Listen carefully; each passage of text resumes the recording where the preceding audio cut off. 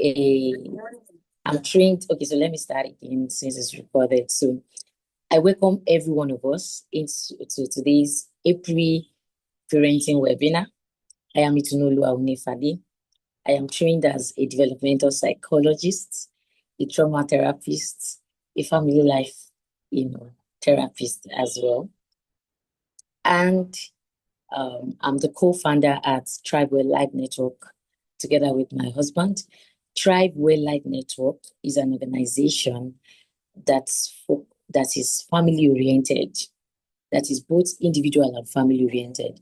At the core of our passion is to see that our families thrive, is to see that we can actually really create an environment for every children coming from every family thrive. And we believe so much that without the family system, the society cannot stand. And if there is anything that we want to address, if there is anything, any menace we want to address at the societal level, at the governmental level, it has to start from the family. And that is why we're actually doing what we are doing. We are passionate about seeing that parents we are able to create the support, the supporting enabling and the enabling environment for their children to thrive. What makes me capable of doing this? I've been practicing as a therapist for the past 8 years now. Different at in the addiction field, in trauma field, and so that is one thing. And I'm also married. I'm married for the past 7 years. So this year we make it a seventh year that I'm married with my husband, and we have 2 growing daughters. And so together with my professional and little experiential knowledge in family life, we believe that we are able to actually really do what we are doing and to actually really help others and support others in providing the enabling environment that is needed to allow our children to thrive. Also, I would like to appreciate every one of us that are currently on the call today. Now, before we go, today's topic, this month's topic talks about meeting our children's emotional needs. First of all, understanding our children's emotional needs and how we can properly meet them. And I'm very sure it's not something we can actually really cover in one session.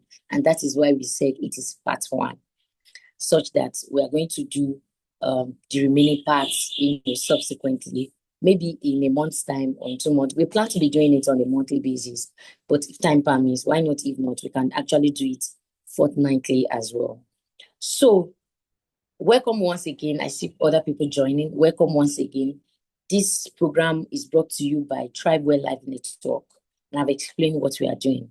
Before we dive deeper into today's session, I just wanted us to have a reflective moment. A reflective moment before we talk about your child. Let's talk about you. Let's talk about you. So,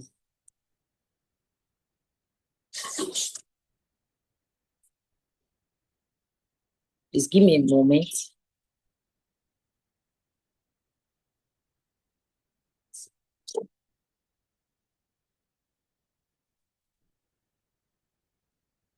Okay, so let's have a reflective moment. What can everyone actually really begin to discuss how, let's talk about and rate ourselves. How great was your childhood? And how did you feel, during your childhood? How safe? So let's start with how great was your childhood? Let's rate it 1 to 10 on a scale of 1 to 10. If 10 is the greatest, 1, is the lowest. How great was your childhood? How safe did you feel emotionally and physically? So let's put in the chat room. I would like to read our comments.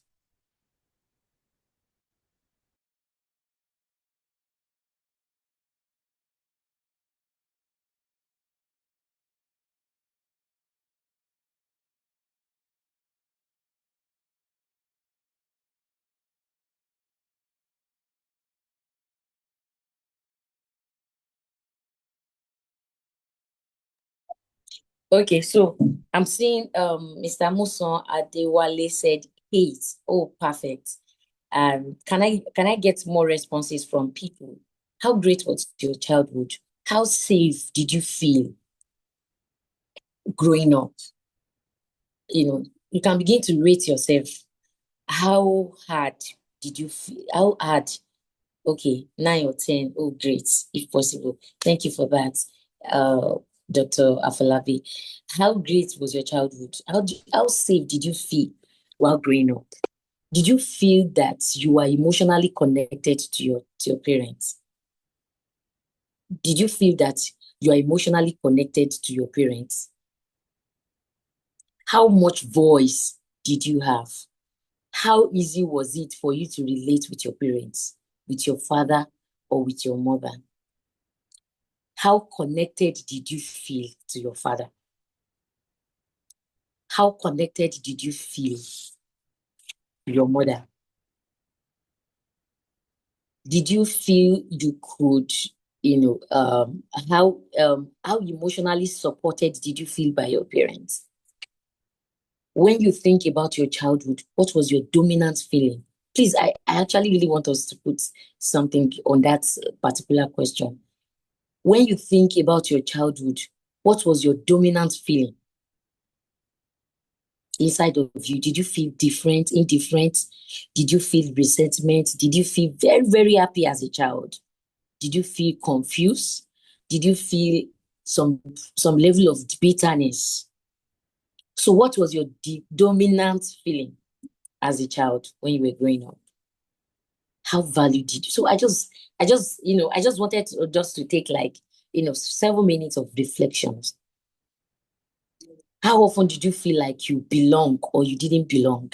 How did you feel you could discuss anything about you with your parents?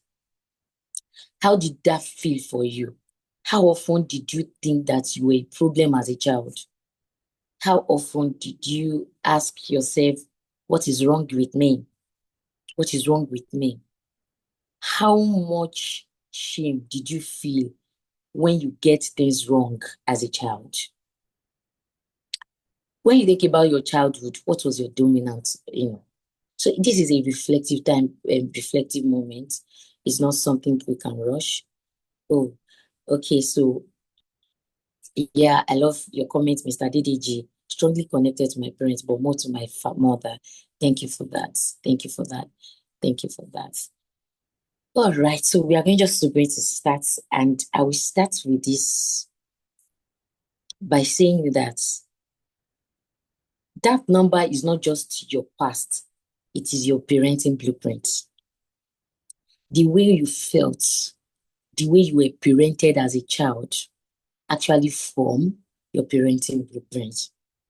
When we go deeper into our session today, I hope we are also we'll be able to rate ourselves as high as we rated ourselves right now.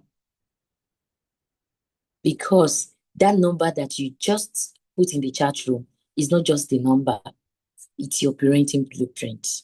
The way you felt as a child, the way you were treated as a child, the way you felt hard as a child, serve as a blueprint for your own parenting as well. So if you were dismissed, you may also dismiss your emotions. If you were overly control, you may over control or avoid structure. If you felt unseen by your parents, sometimes in some families, children are seen and not heard. So if you struggle with, letting your voice out as a child, the same thing will happen when you grow up and become a parent. You will also feel the same way. You may not do exactly the way your parent did it because there are two extremes. It's either you do what your parent did to you or you do exactly opposites, which can also be dangerous. Like, I'm going to explain that. Exactly opposites, which can also be. So you don't give what you don't receive, you did not receive, unless you become aware and more intentional. Now, today, before I move into What are the core emotional needs that every child needs? I'm going to talk about what we call a doll syndrome. The doll syndrome. The doll, D-O-L-L, doll syndrome. Many parents love their children, but some people are not prepared for the children. Doll syndrome means that many parents believe that their children are dull. This Doll syndrome is well researched and it is scientific based. A Doll syndrome means that parents believe that their children are dolls, they are toys, meaning that when you carry a toy, you can carry a toy at will, and you can drop the toy back.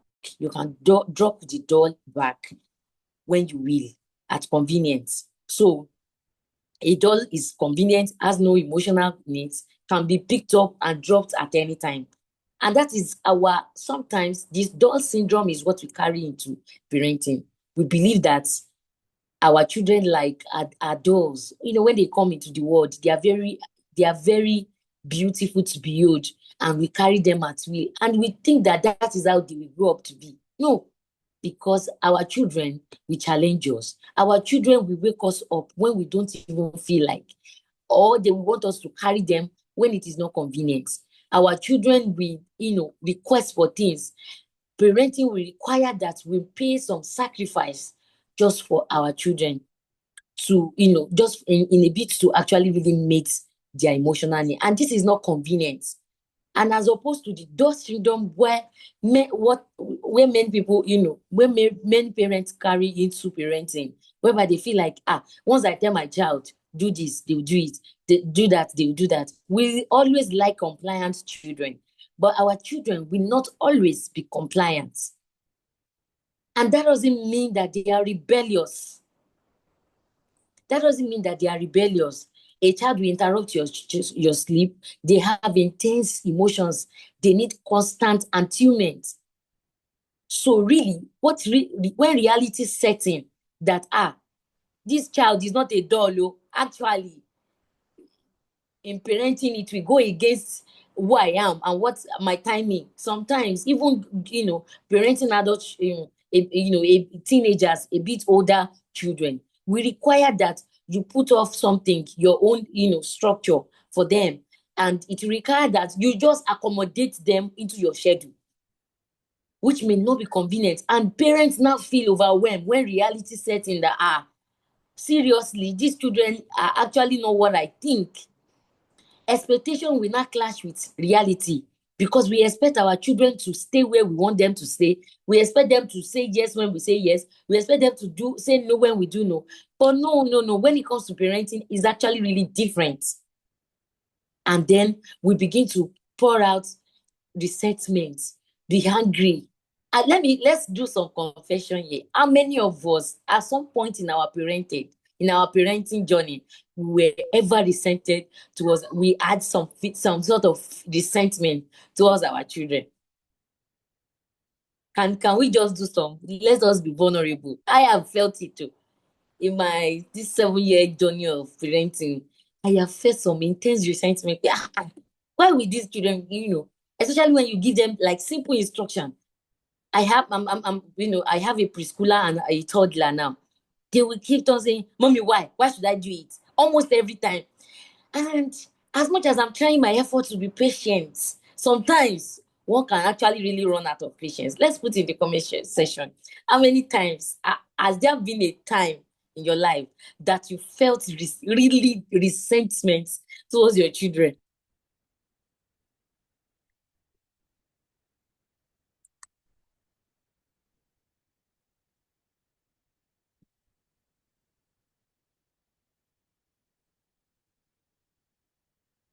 Nobody's confessing. I'm the only one in the chat room. I'm the only one that I felt resentment towards my children, because my expectations sometimes were not met, and I was faced with resistance during parenting. Am I the only one? I just wanted us to make it interactive tonight. Okay, let's just move on if nobody's talking. But I'm very, very sure that in one way or the other during our parenting journey, there have been a time whereby we feel, really, really resentment because our expectation clash with reality. And these children kept on, probably maybe see some of the things you are doing, and not just because, and they begin to, not just because they are actually really rebellious, but they are just trying to let us understand that they are human beings and they are not dull. It is only a doll that would stay one place and be like, I am here. They are just trying to let us understand that they are not dolls, they are not toys, they are human beings. So maybe we should start from that and let us understand that in trying to understand and meet our children's emotional needs, let us agree with the fact that our children are human beings and they are not dolls. They are not somebody that we say, oh yeah, sit down there, they will sit down. No, sit down. Robots. They are not robots. Even robot is programmed. You can't actually really, your expectations about them is not like they can actually really do something opposite to your, and not in actually in deviance. They are just trying to let you understand that I am a human being. So in starting to meet the core emotional needs of every child is for us to agree with the fact that, okay, this child is a human being and not a doll. Now, before we move on, last month, I talked about why healing is necessary for parents. So before I even talk, sometimes control is not discipline. It is a parent's attempt to manage their overwhelm, and sometimes it is unintentional harm. Now, why is healing negotiable? Parenting will revisit your childhood, whether you like it or not. Parenting, when we are parenting our children, we will begin to have triggers coming from our childhood, from what we have experienced during childhood. Your child will express needs that you were denied. Like they will express some needs that you were denied. Maybe saying no to you, and you were also denied the access to say no to, to your parents. But your children will actually really, express that. They will push boundaries that you were punished for. They will mirror your emotions that you were not allowed to feel. In those moments, you are not just responding to your children, you are also reacting from your past. And so, if we are not healed from some of the, our childhood trauma and emotions, unhealed, unhealed trauma, we will most likely actually really, transfer that trauma to them again and actually really project our own frustrations when we're growing up. So please let's just begin to put in the comment section if we truly understood what I'm trying to say. So while we are parenting, our unhealed trauma will begin to be triggered while we are parenting our own children. And so our own developmental emotional needs issues that were not met when we were growing up will begin to come up and be triggered whenever we are actually really parenting our own children. And that is why healing is one of the first steps in actually really meeting and understanding our child's emotional needs. And so when we are unhealed, we will shut down our emotions and we will shut down our children's emotion. We will overreact on things that we are not meant to overreact to. We will personalize their behavior. We will become more rigid or inconsistent with patterns or structures that we have put in place. So unprocessed pain does not disappear. It actually really gets transferred. You can never meet your children's needs, emotional needs, if your own emotional needs as a parent when you were young was not met. So that means you have to pay attention to some of the unmet needs when you were growing up. What are the things? What was your dominant emotions when you were growing up as a child? Was it shame? Was it, bitterness? And I'm not saying that everything about our childhood is totally bad, but I'm saying that if some of the unresolved trauma unresolved emotional issues were not solved, were not healed when we're growing up, we can actually really transfer it, to our children. We can actually really transfer it to our children. I would like us to be putting in the comment section what we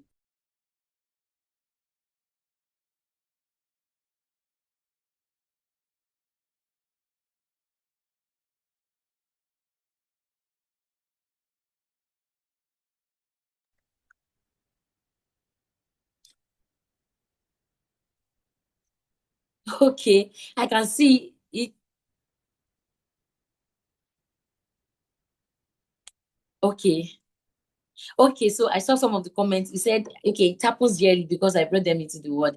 It happens to me, yeah, when you can't even shout at your children, talk less of beating them. Okay, I think Mr. Adewale Amuson is talking from UK experience. I get it. All right, okay, so let's just move fast because of our time. Now, understanding your emotional needs.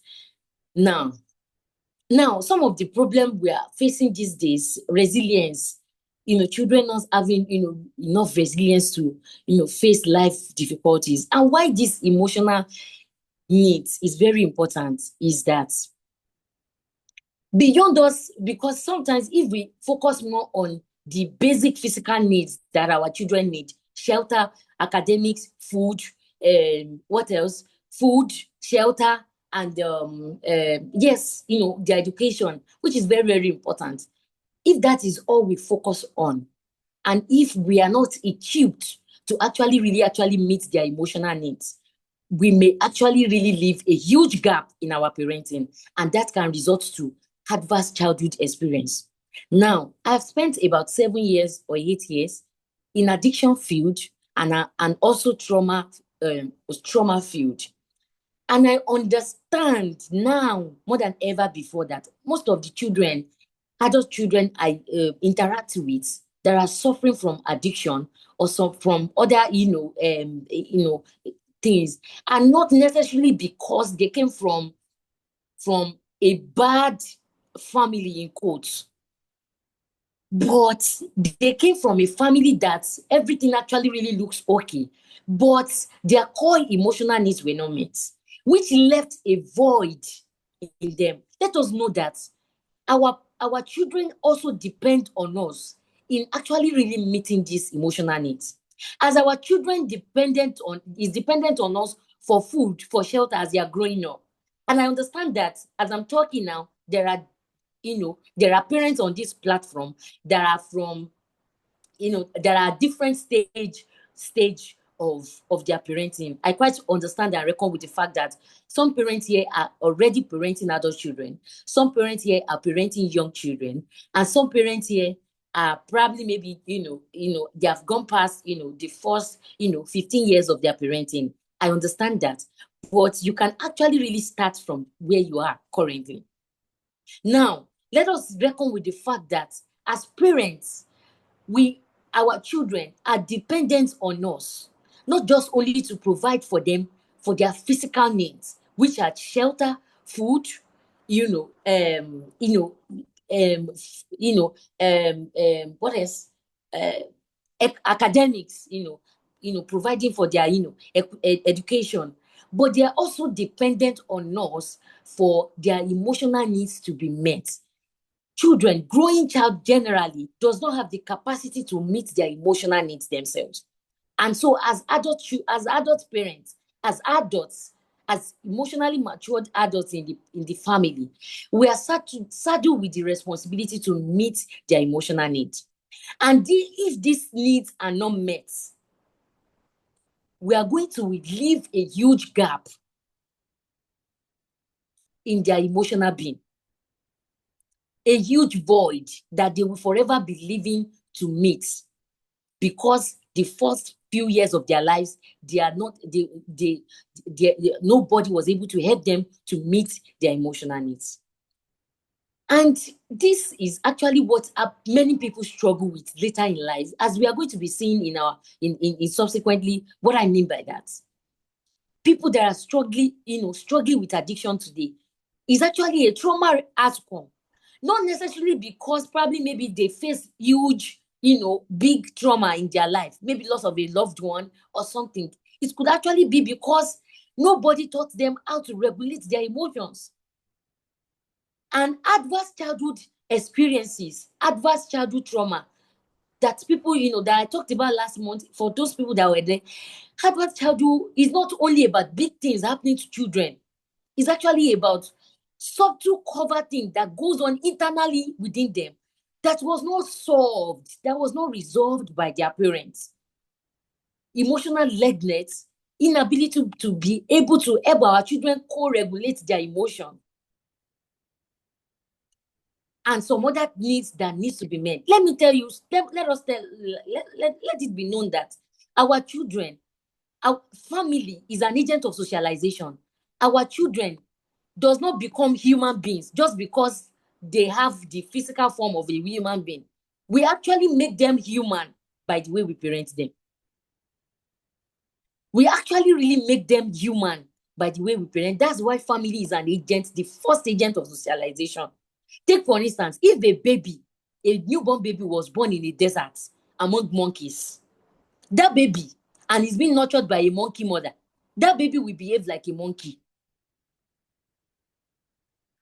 And so environment matters. The parenting environment matters in the way we actually really cultured our children to actually really be socialized, to become human, to relate with themselves first, and to relate with their world around them. All right, let's quickly run along. And so building these internal skills requires skills even as a parent. Resilience is not about avoiding life's difficulty, it's about being able to move through them.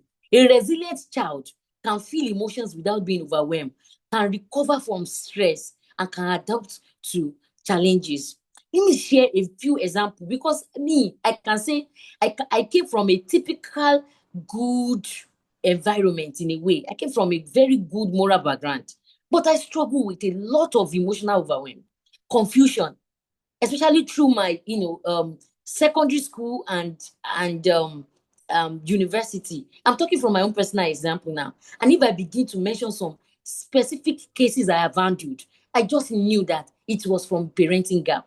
Not because my parents didn't give me spiritual support, not because my parents didn't give me the support, physical support that I needed, but because I was a sensitive child, my emotional needs were not adequately met. And so I was struggling with a lot of confusion, emotional overwhelm. That it was when I came into the profession that I understood my past experiences. And this resilience is built from 3 core emotional needs. I'm going to mention 3 core emotional needs for us tonight. I know there are other core emotional needs, but let's just, dwell. If you are not able to cover it today, that is why it is called part 1. I would, we'll just continue from where we stopped today. There are 3 core emotional needs. For now, we will also share some other needs that our children actually really need. Love, the need for love, the need for safety, and the need for boundaries. Those are the 3 core emotional needs. The need for love, the need for safety, and the need for boundaries. The need for love, the need for safety, and the need for boundaries. If these 3 core emotional needs are not met, there will be a huge gap in our parenting, and that will actually really create a void in our children's life that they will forever be living their life to meet in their adult life. Most people that come for therapy today, especially with the ones I've handled and with the ones I've had, experts, therapists handle, are people that are suffering from carryover of, because they are stuck with their emotions and they are stuck with their emotional needs, and they are actually really looking for way out to meet them. But because they don't understand how to meet it, they are stuck, and they eventually engage in, we call it in psychology, maladjusted behavior, just to meet these needs. People that are addicted to substance, to sex, to pornography today, to different kinds of things, are finding a way to actually really meet this emotional need.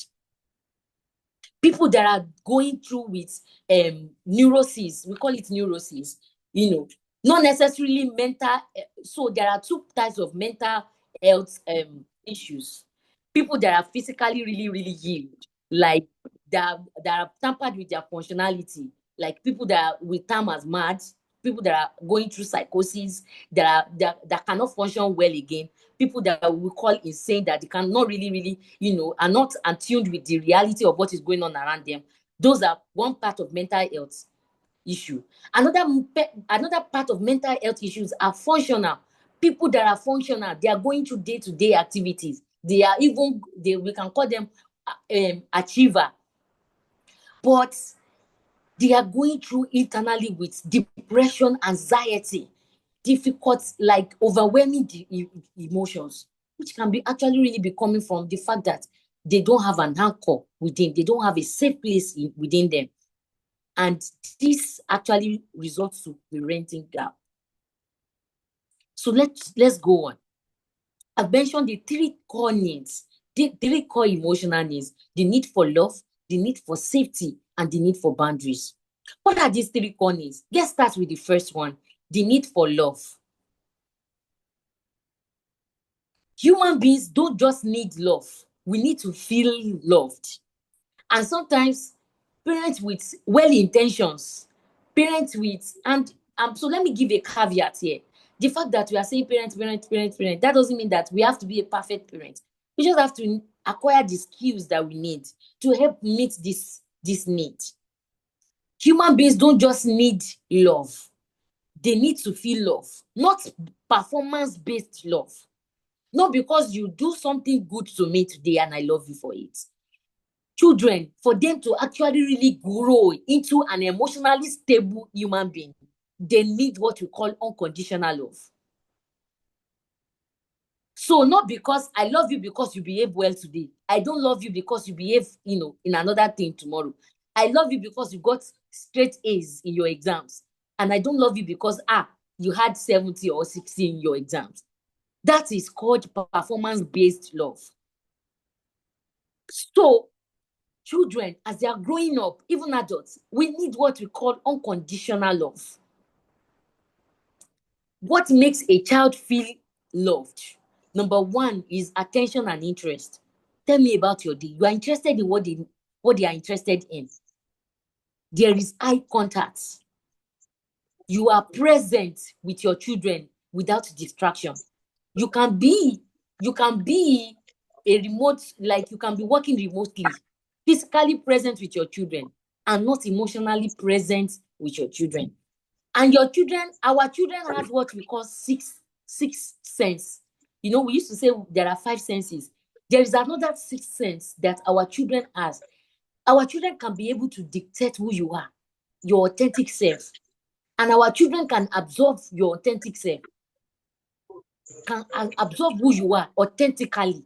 So if you are not emotionally present with them, they will feel it, because if this thing is kind of, I don't want to use the word spiritual, but it's actually really like our life is connected because we are spirit beings. They know, they can dictate, they can feel it, that this person is here but it's not there. So attention and interest is the way you actually really make your children feel loved. Emotional attunement, not just hearing their voice, their words, you are validating their feelings. That is how they can feel loved. Because many times we believe that we love our children, but if they cannot actually really perceive, there is perceived love and there is love that I know that I love my children. If our children does not feel love, if our children does not feel love, then there's no love. In fact, we can give them the best of luxury, can give them different kind of things, money, we can give them money, clothes, we can give them so many things. If our children does not feel love, and that's why sometimes parents will complain that I do so many things for them, but they still turn that to it's because there are dynamics to this. Our children needs to feel the love we are transferring to them, not just our intention. Our intentions may be right, but if our children does not feel love, then there is a gap. It's just like communication dynamics. Receiver, then receiver end, and there is the receiver, there is the communicator. In between is the processing. If the receiver cannot hear what the person communicating is saying something is saying, then there's no communication. We can't communicate love if our attention is not there and if we are not showing interest, affection, touch, hugging them, closeness, warmth, physical reassurance. Sometimes our children need a Ah, lot of well, that reassurance. not for me. Our children need a lot of reassurance every time, especially the male figure, the father figure of the family to their children, especially to their female children. They need a lot of reassurance, telling them that you love them regardless. So sometimes what I do when I'm correcting my children, what I do sometimes is to actually, first of all, affirm them. I say, you are my daughter and I love you. And I love you regardless. Whether you do wrong or whether you do good, you are still my daughter and I love you because of who you are. Loving our children because of who they are, because they are human beings, loving them with an unconditional love. They will do something that will hurt us. We will resent them sometimes. We will not feel happy with them. They will misbehave. They will make mistakes because they are still growing. Um, Research has shown that a human being, the logical part of the brain does not fully develop until a person reaches the age of 25. So sometimes they may not even make rational decisions because their brain is still growing. And we need to reckon with that fact that they may not actually really make, and we have to repeat and repeat and repeat instructions sometimes before it stick and it becomes programmed and patterned into their lives. That one is understandable. But at the same time, they actually really need unconditional love, delight, just delighting. When a child feel like I really enjoy you, you enjoy me. It's not like you are tolerating me. I enjoy you. Like you make them feel like truly, I enjoy being your parents and I enjoy who you are. I enjoy you. I enjoy your presence. I love who you are. I love your being. They will not be seeking validation outside because they are already anchored inside. You are already creating an anchor, a safe landing for them. This thing is very important because the three core emotional needs serves like a shock absorber for them. When they are now being faced with greater pressures as they grow, academic pressure, peer pressure, work pressure, as they grow up, they will face different kind of pressures. But whenever we are able to meet these three core emotional needs, context matters. Two people can experience the same thing. One can be traumatic for person A, another person will not be traumatic. What is the difference? Is the context. If a child come back from school and experience bully, and he comes back to a home where he is fully loved and catered for, and that thing is resolved, the person will not, the effect of that bully will not mark the soul of the child. Why? Because there is an anchor at home. There is a safe, like there is a safe landing at home. There is a shock absorber at home because you are coming to meet a mother, you are coming to meet a father who truly loves you, who truly see you, and who truly hear you, who truly attuned with your emotion. Feeling special, I matter here. I am seen in my uniqueness. I don't have to be what everybody is, but I am seen. Children are emotionally intelligent. They know when love is real and when it is mechanical. And so we have to actually really invest in making our love to be felt by our children. So I was speaking because I really want to make this thing very more practical. I was speaking with a lady not like a week ago, not like in this week. I had I'm sharing these stories, so that we can actually really make it. So this woman is 30 years now and she came into therapy. And hi, she told me a lot of things that I felt like, how did you get here? Domestic violence, being mad, maltreated by her husband, do different kind of things. And I said, take me down through your courtship. Was then like, were you not able to dictate this thing? But she said that because during therapy, we actually when we are doing therapy, maybe a first time therapeutic session for a client, we will go down the memory lane to ask their developmental history, their family background, how were they treated. He said that she said that there were 3 children in the family, but their parents had other people come to live with them. So they were up to like 25 children living in a home at a time.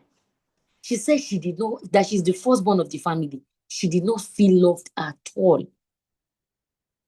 And to her parents, maybe they would have done the best that they did. And that made her, that actually now connected to other choices she was making in life. She was seeking validation. She was seeking attention. She was too overly dependent. Like she developed a codependency issue. And that was why when she even saw the red flag that, the person I want to marry is not actually really loving me. He's not authentic with the love he has for me. She still entered into the marriage like that. The man kept begging, apologizing. She's still there. And the first 10 years of her marriage was miserable because she has developed low self-esteem. And let me tell us that the core emotional need of love determines the set of words that our children will develop. The sense of words that our children will carry into adulthood. And when a person has a great sense of what, it will reflect in their decisions they are making. It will reflect in the kind of relationship they are keeping. It will reflect in so many things. A child with a great sense of worth, a child that has a great sense of self-worth will grow up to become a responsible adult, not necessarily needing validation before they embark on self-initiating goals, projects. Because they are already seen in their own uniqueness. They appreciate themselves. They appreciate their uniqueness. And we are the one that can actually give them that blueprint, making them know that you are beautiful like that. You are whole. You are okay the way you are. I love you. I'm proud of you. Whether you have straight A's, and that doesn't mean that we are not encouraging them to be excellent at what they do. But let them know that I accept your being the way you are. When love is missing, children will be chasing validation everywhere. They will be people pleasing. They won't be able to live to their authentic self. They will struggle with identity and worth and self-worth. That is why I'm saying this, because I'm seeing it from a back end. When you are operating something from a back end, I have actually really, worked with so many families that struggle with their adult children that are living with addictions. And I understand this thing that sometimes it's coming from where they are coming from the fact that this person actually does not have a sense of self-worth. And if there is no sense, there is no anchor within them to be able to say, I want to live in to become my authentic self. Love is very important. And love is not just because I'm giving you food. I am giving you clothes. I am giving you shelter. I am training you to master's level or anything. Love is actually unconditional, and they have to feel it. I think as I'm even talking to us right now, I'm thinking of probably maybe in our subsequent sessions, I may be able to probably maybe do some sort of assessment to let us know how well we are doing in this area as a parent. I think that would be necessary. I will take note of this. It's coming to my head now that maybe we can actually really do some sort of form of assessment. How can I assess myself? How can I assess my parenting skill as a parent as I'm getting along with my children? And not only for my children, for my adults, what kind of question can I ask to make me know whether my children has developed that sense of a sense of self-worth? That will now begin to see where we are standing as a parent so that we can actually really, do more. It's not too late. We can start from where we are. And some of the therapies we do for people that are lacking that is that one of the therapeutic skill we do is for them to now actually really reparent themselves as an adult now, to now give themselves what was lacking in their childhood. That's some of the things that we do in therapy for people in their 30s, 40s now that are struggling with, traumatic outcomes just from the fact that they lack this, foundation when they were growing up. So if a child performs well, they get praise. If they fail, they get withdrawal. The child will learn that I am only loved for what I do, not who I am. Do you know that some people that are now developed workaholism is still coming from that because they are constantly chasing something, chasing love. People that do extra hours in work, trying to work out themselves, work and do a lot of things. I'm not talking about excellent spirits. There are, but there is another side of it that people struggle with. All these overachiever that they want to just work and work. I have another client that the husband can do extra work, we stay night again, not coming home, just because he's just working to actually really fill a void in him. And it's not only like bad behaviors, like it's not only when maybe people that are depressed and all of that. Sometimes we may be engaging in something good, seemingly good, that is coming from trauma outcome just because when we didn't feel loved and we are chasing that love. A person that is overly nice, people pleasing, always trying to sacrifice time, sacrifice self. It may not become because they are naturally nice, they are chasing love. And we don't want our children to be like that. We want our children to actually really remain authentic. And so we need us to, fill that gap. And love is not what you say alone. It is what your child consistently experience. It's not a one-time thing. We continually reassure them. I just honor you. I just love you for who you are. How many times do we do that? How many times do we give them a 5 minute, no, a 2 minute hug? Loving them deeply. Loving them deeply. Some parents be like, what's the meaning of that? Like, we truly, really love them. Researches show that when you hug people, you are, communicating, deep affection, holding their hands, touch, of course, giving them gifts as well. Some children actually need affirmations a lot. If you have a sensitive child, they need a lot of affirmation to build their self-worth. They need a lot of affirmation to build their sense of their self-worth. You need to reassure them, I love you. But what you are doing is good. You are, not just about their performance. You need to build, their self-worth by reassuring them every time that you truly, truly love them. Now, let's move to the need for safety. The need for safety. I've talked about the need for love. We can actually really stay on the need for love for the whole 2-hour session. So we are just going to be, breaking it down again in our subsequent session, and we'll be, doing that. The second one is the need for safety. Safety is the foundation of emotional development. Without safety, nothing else will stabilize. Our children actually depend on us to help them co-regulate, to help them regulate their emotion. And some of the things I think I will also let us help us to do is, how can we help our children to regulate their emotion? Because children, right from infants, right from first year or let's say infancy, they experience the same emotions as adults.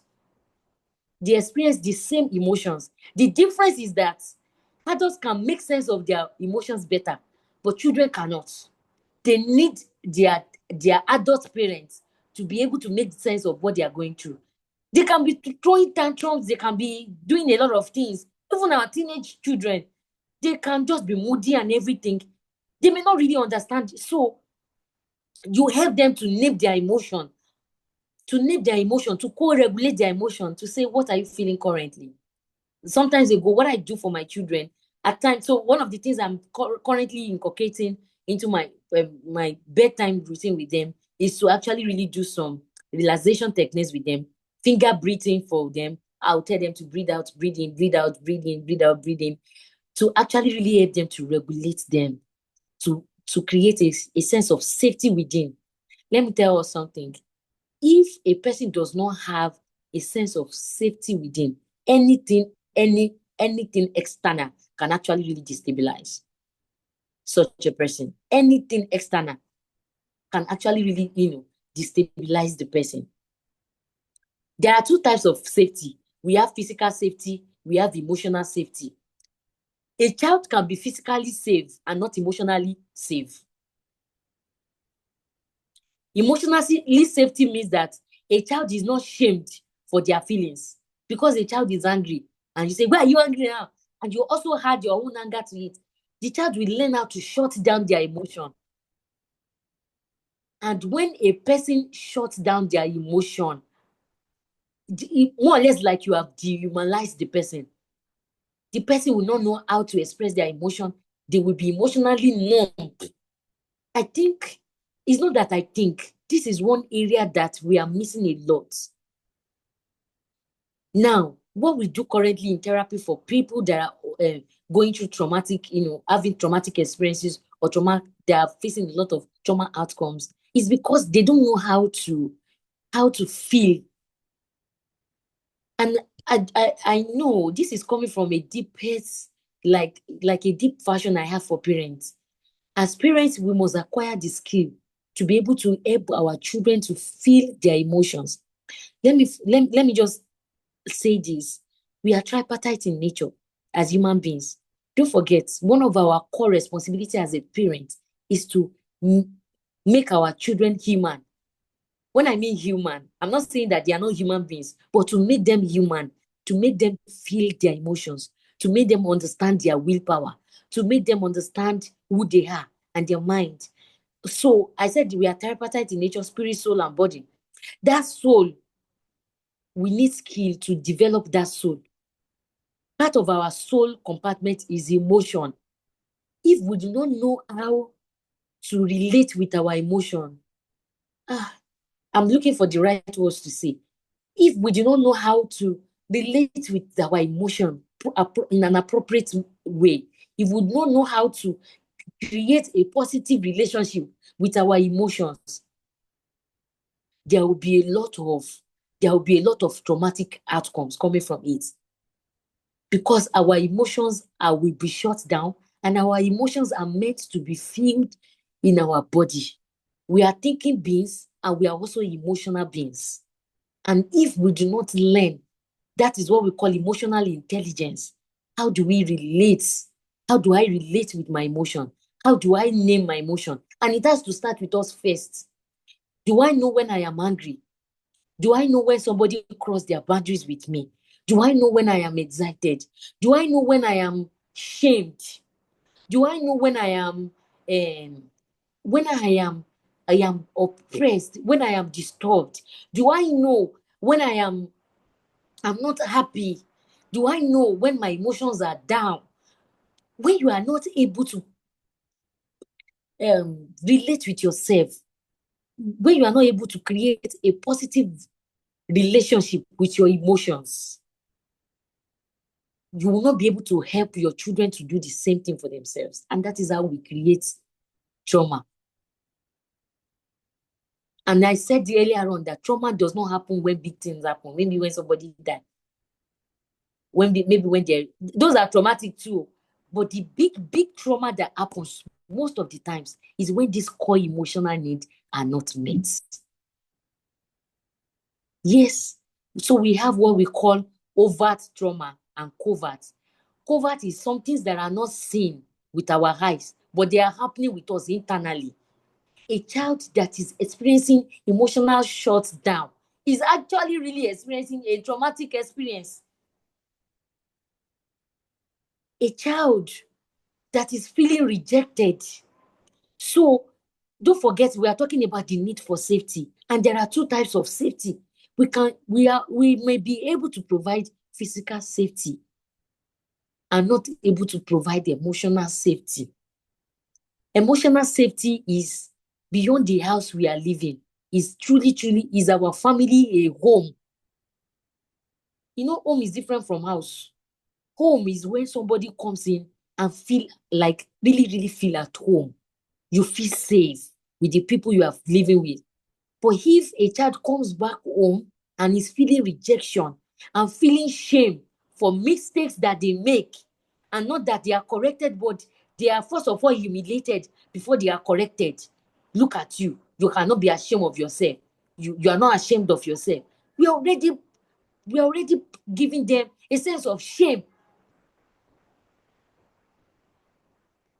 a person that is feeling rejected, or somebody that comes and they are overwhelmed. So I'm really now becoming, because this actually really is a very critical point that we need to actually really try as parents to learn the skill.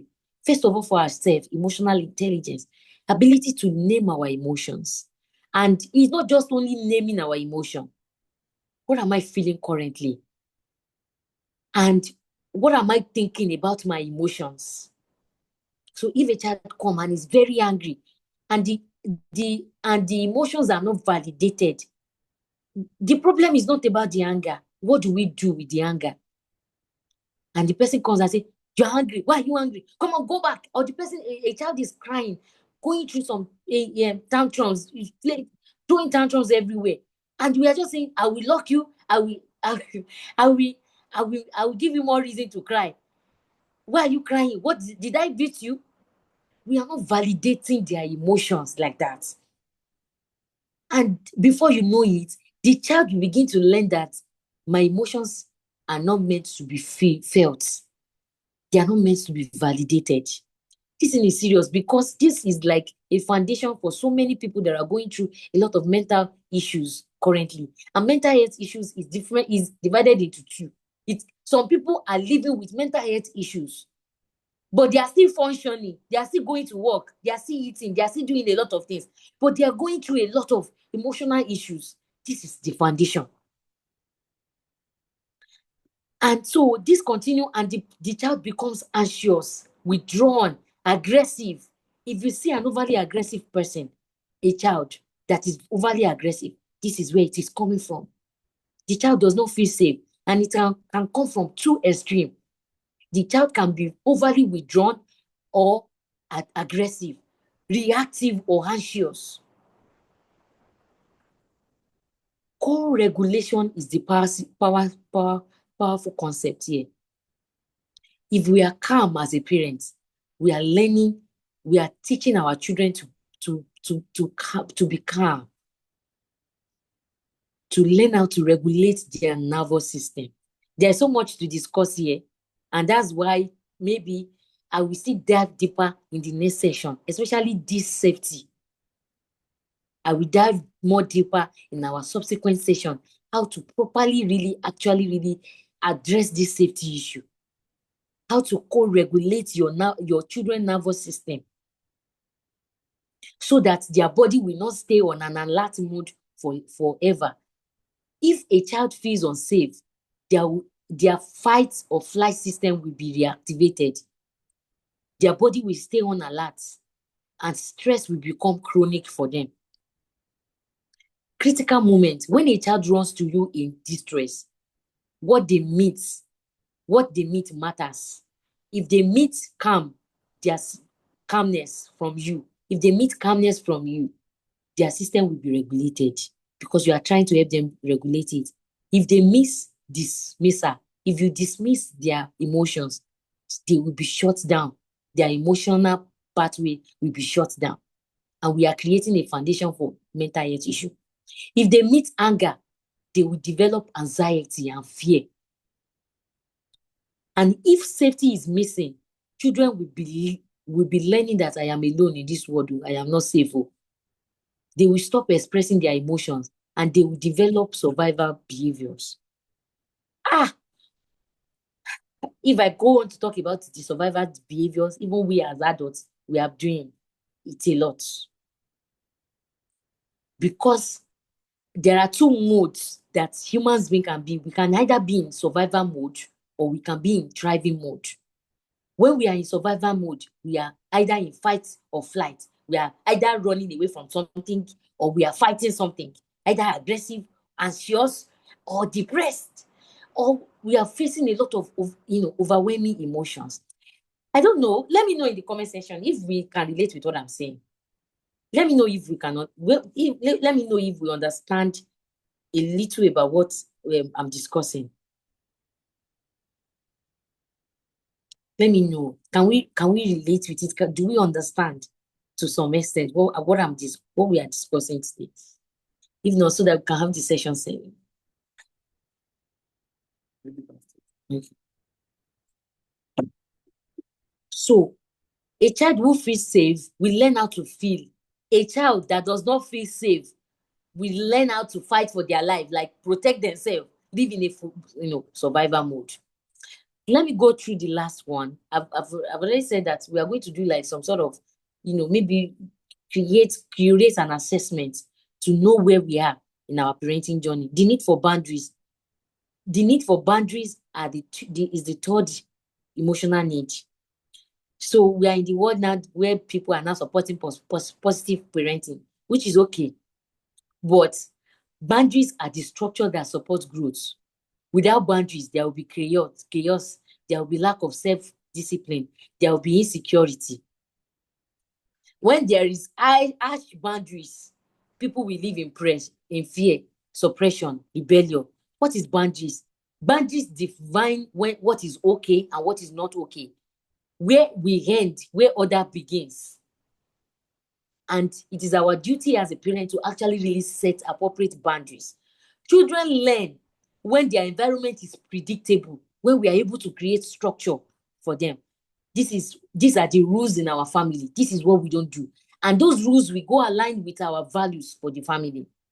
And when children knows that we are not backing out or there are consequences for it, they will know. And we have to be consistent with setting that boundaries. Why boundaries matter?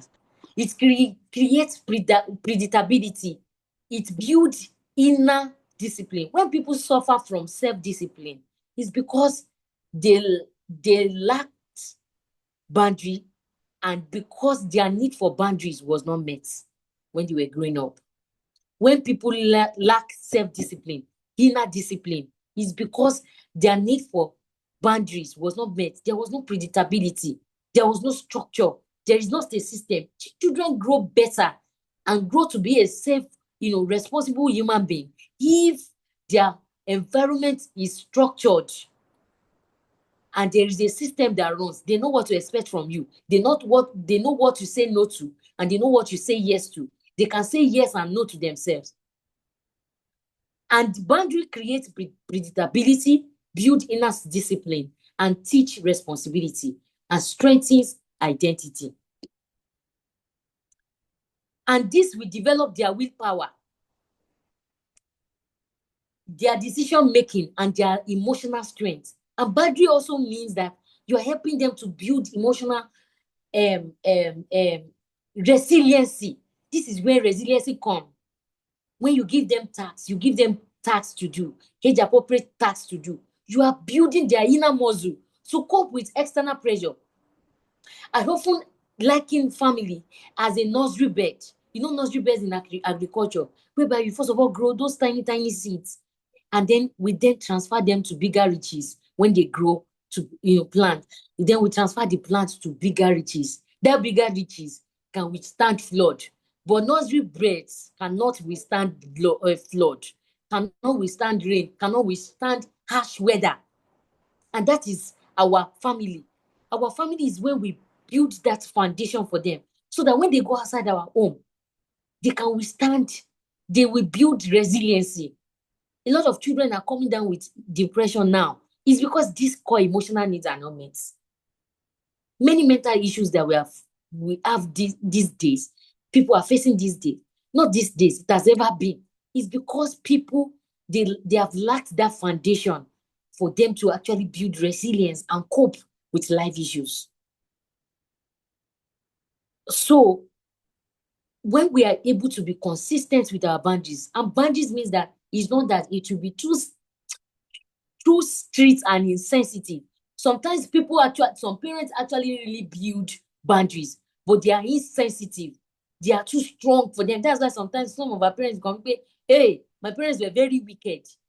The wickedness they mean is that their boundaries structure was created, but it was not sensitive. They were insensitive to their children's emotions. You didn't first of all appeal to their emotions, or you didn't carry them along with the boundaries or the structures we are creating. You are just giving them rule back to back, back to back, back to back. And the environment was too rigid for them. But at the same time, you are validating their feelings. At the same time, you are telling them no. My no is no. I love you so much that I'm not going to take this from you.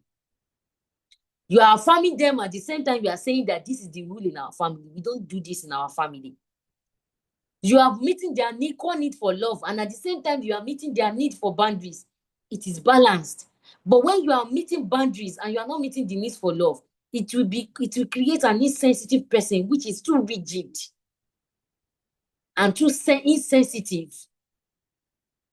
And this can actually create maybe create rebellion, aggressiveness, and other things. When our child says no repeatedly, that doesn't mean it is not rebellion. And now we are facing that with Gen Alpha. Before you say Jack Robinson, they have said 5 no's to you. Now, they are trying to individuate themselves when they are saying no. There are some no's that come from rebellion, and we must be able to discern the two. When a child say no to you, then you come and we can negotiate with you. This is what we will take. This will come to a middle ground. That way, a child will feel loved without being coerced, without being saying that I don't have a voice of my own. I must do everything I'm being told to do. I must be compliant to everything. But we are not trying to raise a compliant child that say yes, yes, yes, yes, yes, yes to everything. They must be able to reason with you. Why are rules created? Why do we say you should not go out at this also time? Why are we protecting you? Why are you doing what you are doing for them? They must be able to understand the why behind every rule, every boundaries, every structures you are created. By that time, you are appealing to their logical sense and say, okay, well, it's fair enough. If you say I shouldn't go out because it is night time already, I think I get it. If you say that I should sleep by 5, so one of the structure in our house is that they must sleep by 8 o'clock because they need 9 to 10 hours of sleep for their developing brain, depending on the ages of your children. And they resent it sometimes. So sometimes we can actually re-extend it to 9. Sometimes they tell you, Mama, we have just eaten, we need to rest. We need to rest our stomach. So we give them the chance because we want to actually hear their voice too and make them feel loved and heard. I say, okay, I'll give you 5 minutes. And then they say, okay, when it is 5 minutes, okay, 5 minutes up, so it's time for your bedtime. They will understand. They may still resist it, but we are standing up. We love you so much that because we need that structure to help them grow into a responsible, adults. People that lack boundaries are those that actually really struggle with their willpower, struggle with maladjusted adult behavior. That boundaries actually must be healthy. Boundaries must be consistent, must be predictable, must be loving and flexible when needed. Healthy boundaries must not be rigid all the time. It must be flexible when needed. Too rigid means that the child will feel that he is being controlled, and no human being wants to be controlled. They will feel like they are attacked. They are being attacked. Their sense of self is being attacked, and they want to rebel. No human being wants to be controlled. Every human being wants to feel in control, not to be controlled. And when our boundaries is too loose, the child will feel unsafe. They will do anything. They will go wild, and they will not be. There will be too much excesses for them. Some of the boundaries we need to create: bedtime boundary, healthy boundaries, and some other boundaries around values, what we do, how we do, how we present ourselves inside, how we do. So boundaries has to be created alongside our value system as a family. So, and boundary held with love says, I'm here to guide you. I'm not here to control you. I'm not controlling you. We can be firm at the same time, and we can still be loving to our children. How these 3 core emotional needs work. Boundaries create safety. Safety allows love to be felt, and love gives strength to accept boundaries. Final reflection. Before we can be able to do all of these 3 things, we need to first of all ask ourselves honest question. Which of these did I lack when I was growing? Sometimes our parents might have given us boundaries, might have actually really meet our core need for boundary, and they didn't meet the need for love, and so we didn't really feel safe. to accept those boundaries. Sometimes our parents might have actually really fulfilled the need for love, feel the need for love, but not meeting the need for our safety. And it's not like we are choosing either of the three. We actually really need to be able to meet those three core emotional needs. We don't have to be perfect as parents, but we must become aware of this. Awareness will translate to our intentions. Our intentions will now translate to how we are now relating with our children. Your children does not need a perfect parent. I will say this, I'm not perfect. Even all of these things that I'm telling us to, I can't rate myself 10 over 10. But we need to create that desire, learn the skill, research more about it. This thing how can I actually create healthy boundaries for my parents? Research it and put it appropriately, and set appropriate boundaries. Your children does not need a perfect parent. They need a parent who is willing to grow. We need to grow a newer mindset, grow and acquire these skills on how to meet the core 3 emotional needs. What your child is asking from you today, is it something you were once denied? We need to check ourselves. So thank you for listening to me. And one of the things that we do at Thrive Your Life Network is to actually really create a support system for parents who are struggling, maybe with one challenge or the other. So you can actually reach out to us via our website or our WhatsApp, number. It will be put in the chat room. If you actually really need a one-on-one session with us for therapy, for counseling, or just maybe on how to actually go about all of these things, we create support system for parents, for families generally. And so this will be my final thought with us. As we are going through all these emotional needs, is a call for us to reflect on our childhood. Which of these did I lack? Which one do I struggle to give? What triggers me most in my child? That is number 1. Number 2, which I should have even done, is maybe we are going to, maybe in the part 2 of this session, we can actually really x-ray what are the outcomes, what are the traumatic outcomes that adults are experiencing currently now that actually really come from, lack of their core emotional needs being met. So that will actually really spur us more into a reflective mode and say, this one is missing. This one, I didn't get it. Oh, this one, I struggle with my emotions a lot when I was growing up. It could actually really be because the need for boundary, the need for love, the need for safety were not met. So thank you so much for listening to me today. I'll give room for comments and feedback or questions.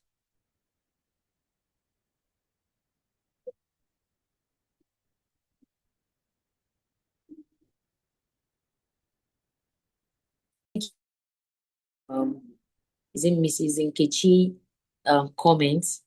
She mentioned, thank you for this impact. Thank you. Thank you so much. It's a privilege to be a blessing to you. Thank you for that feedback. Okay, so I would like to get thank you so much. I really appreciate it. So do we have question? Do we have question? Thank you. Thank you too. I actually want question, feedback, comments. Yeah. Thank you for listening to it. It's a privilege. Thank you. So we put up the replay actually on our YouTube. Maybe by Monday or Tuesday, it will be on our YouTube channel for anyone to actually really catch a replay. Thank you. Do we have comments? Do we have comments? Does that mean that we understand everything? I just want a feedback.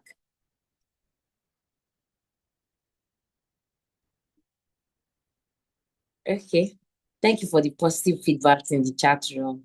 People are saying thank you. Yes, thank you. All right. Okay.